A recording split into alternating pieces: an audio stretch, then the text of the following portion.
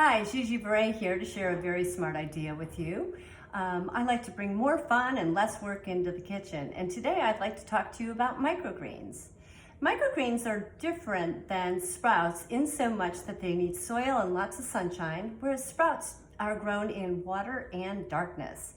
Not only are microgreens delicious in soups and salads and tossed on top of a buttered baguette, they are also very high in nutrition, antioxidants, as well as zinc, potassium, and iron. Probably one of the other things that is so great about microgreens is they're so easy to grow yourself. And it's a really fun project to do with your children too. Studies show that if children grow their own food, they're that much more likely to eat it and continue to growing food throughout their adulthood. Even if you don't have a lot of space, growing microgreens are very easy to do. So let's get started. I like to save my takeout containers. This is from some Thai food that we had a few days ago. And I also have a couple of containers that also have the top on top of them, and I saved these as well. In the springtime, I'll sprout my regular seeds for my garden in these as well. And I have different sizes. I have round, I have square, I have rectangle.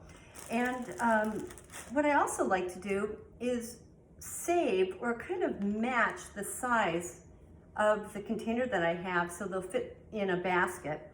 And then when the herbs start to grow, or the microgreens in this case start to grow, they look so pretty on the kitchen counter or in your kids' bedroom or windowsill if they'd like to keep them with them to water them and take care of them. So what we do here is I like to use organic soil. I've got some organic soil filled up to just about the top of this container, and you don't need to punch holes in this or anything because the greens grow pretty fast and you'll be harvesting them within the first couple of weeks, so you don't have to worry about drainage at all. So what I've got here are rainbow radish seeds, and what microgreens are exactly that, microgreens. They're baby versions of the full plant. So you can grow kale if you have extra kale seeds from the summer garden, or you have any type of bib, spinach, any type of lettuce will work as well. These are some of our favorite because they're a little bit bitter and they taste great in all sorts of recipes.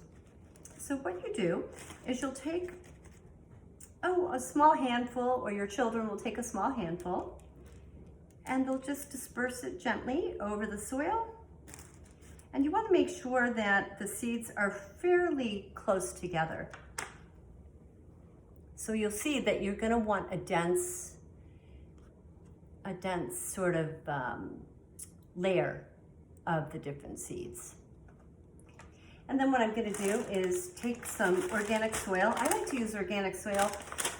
I know that there aren't any pesticides or chunks of glass in it. And then you just put a small layer on it. You barely even have to cover the seeds themselves. And then I put about a half a cup to 3/4 of a cup of water. And then I cover it up.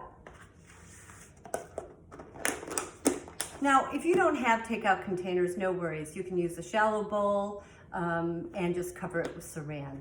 Put them in a window, a warm space. It's about 30 degrees here in Chicago. So what I do is I put these over the register for a couple of days, the heat register, and that keeps them nice and warm. Once these start to sprout, you just simply take the top off and put them in the sun. So I'm going to show you some that I did.